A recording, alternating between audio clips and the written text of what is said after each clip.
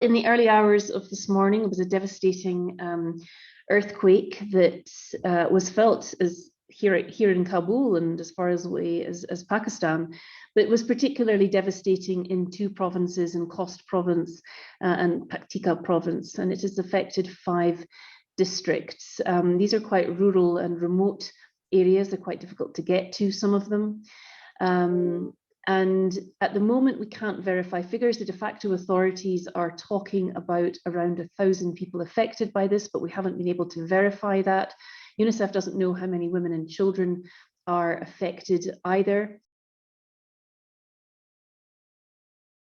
The pictures that I've seen today from the teams that we have on the ground there are of men in the village digging away rubble with their hands in the hope of finding people in the homes that have collapsed. These homes collapsed really quickly because it's a very impoverished area. The homes are very simple. They're built of mud bricks, and we've also had a lot of heavy rain in the last couple of days. So the combination of the earthquake and the rain really impacted the homes.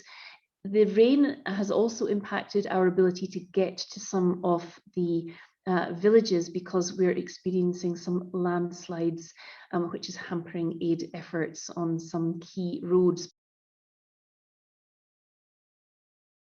You know, the de facto authorities requested our support as UNICEF and the wider UN. So we are all working together in pursuit of saving lives and getting help to those who have been injured and have lost everything.